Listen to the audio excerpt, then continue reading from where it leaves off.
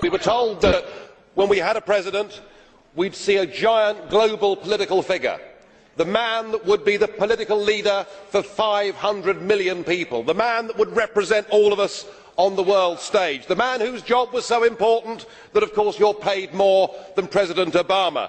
Well, I'm afraid what we got was you.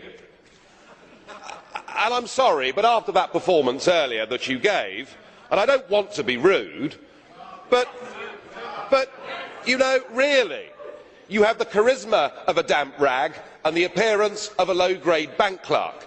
And the question that I want to ask, that we're all going to ask is, who are you? I'd never heard of you. Nobody in Europe had ever heard of you. I would like to ask you, President, who voted for you? And what mechanism? Oh, I know democracy is not popular with you lot. And what mechanism do the peoples of Europe have to remove you? Is this European democracy?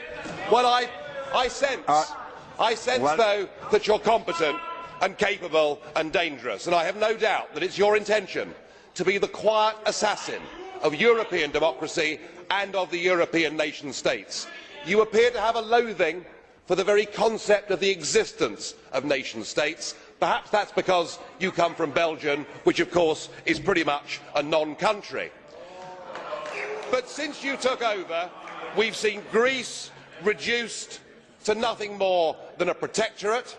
Sir, you have no legitimacy in this job at all, and I can say with confidence that I can speak on behalf of the majority of the British people in saying we don't know you, we don't want you, and the sooner you're put out to grass, the better.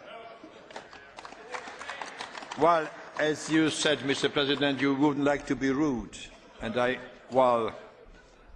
prefer to go ahead with this statement. I'm very disappointed with you, President Buzek.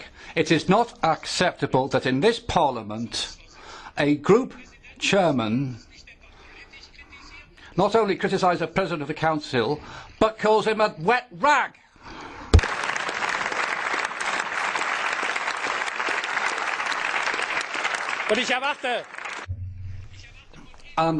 I expect you, President,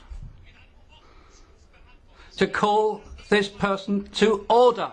It's not right that this man should be able to trample over the dignity of this House. And Joseph Dole, it's not just a case of getting or allowing the UK to leave the EU. It'd be better for Mr Farage to resign if the European Union and the European Parliament are such bad things in his eyes.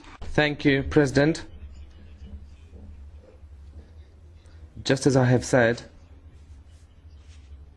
to President Farage previously, 2 months ago, and today I repeat this, these type of addresses, which are character assassinations of individuals, are inadmissible in the European Parliament, and I spoke to Mr Farage about it and I drew his attention to it. Mr Schulz, I'd like to say that this is how I work, and that's my way of going about it.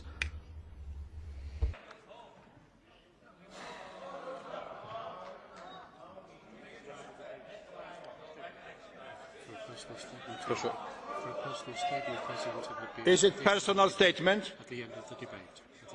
Bardzo proszę. The floor is yours. You may not like what I say, but just consider your behaviour.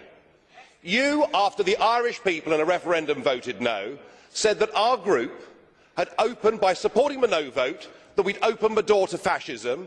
You said that we had behaved as a group in the Parliament like Hitler and the Nazis in the Reichstag.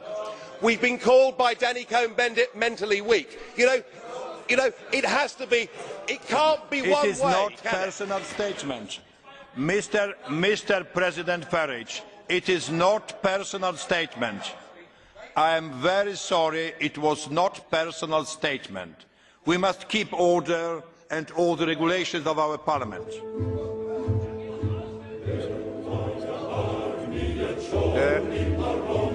The next